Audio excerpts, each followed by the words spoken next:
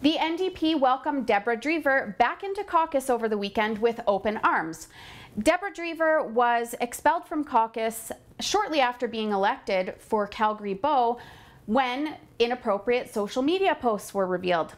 Like this one, and who could forget her appearance on an album cover simulating a sexual assault?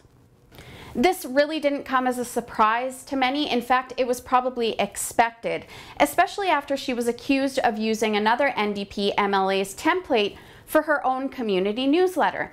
The printer then took responsibility for this flub, but the NDP conveniently announced less than a week later that she would be returning to caucus. And a resident of Calgary Bow was having none of it, so she attended the event in protest. There was another group there, the Stand Up For Albertans, that weren't associated with this lady, but they attended the event for the same reasons. Check out this video of the constituent raising her voice in protest when she discovered that she wouldn't be allowed into the event. She's a private event. I'm a constituent of Calgary Bow. Open the friggin' door right now. Open the door! To be fair, this was a closed event. It was only open to media and government officials, so I don't think that the constituent should have been let in. But they didn't know this as a result of it not being mentioned on a Facebook post that shared the details. Still, when they were asked to leave, they should have. They shouldn't have continued to try to get into the event. But there are two parts to this video, and I'm going to let you decide if the constituent deserved what came next.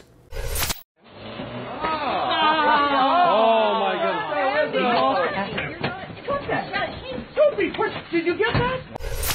That shove was completely unnecessary. If they had a serious issue with this lady, they should have called the police, who eventually arrived. I asked Trevor, Marr, and Rene Dejardins, who were witnesses to the event and are part of the Stand Up For Alberta crew, who called the police, and they told me that it was the protesters.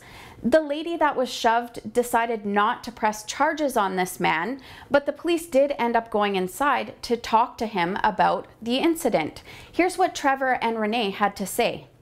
We asked the person that was shoved if she wanted the CPS to be present, and she said yes, absolutely. So the person behind me, which was Ben, he's the one that phoned the CPS, and when CPS arrived, then we went and I spoke to the officer. What happened was that she decided not to press any charges, that she wanted the officer to go inside and talk to the person who did shove her and push her, and he did that. And then he came back out, and then he talked to us, and he talked to her, and he said that I did explain to them that basically you could have been charged and whatnot, and that's how that went. But there's another issue at hand here. Who was the man that pushed the resident of Calgary Bow? It could only be someone related to the government, in particular NDP, or someone in the media. Well, I thought it looked a lot like NDP MLA and Deputy Whip Stephanie McLean's significant other, Shane Bostock. So I took a picture of Shane that I took from McLean's Twitter feed to Trevor and Rene, and they also confirmed my suspicions. Watch. Yeah, this guy here, this the guy that pushed the lady out the door, and he's lucky that my wife, she wasn't too close from her, because she would have been pushed down the stairs. MLAs that were in attendance claim they don't know who the man was that shoved the constituent. So I emailed Stephanie McLean with a link to the video, of course, just asking for confirmation as to whether that was her husband.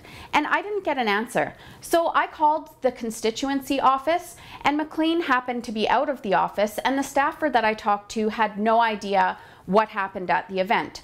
I'll keep trying to follow up with them, and I'll follow up with you in return if I hear an answer. Now, another interesting thing is that Shane Bostock was really quick to delete his Twitter account after these allegations surfaced. That's pretty suspicious timing if you ask me. And another interesting point is that Bostock is a self-described feminist, and this fits in with the whole NDP party narrative.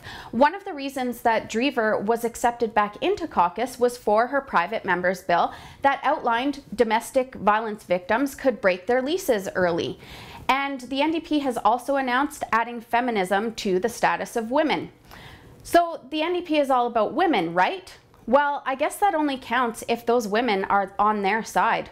For TheRebel.Media, I'm Holly Nicholas.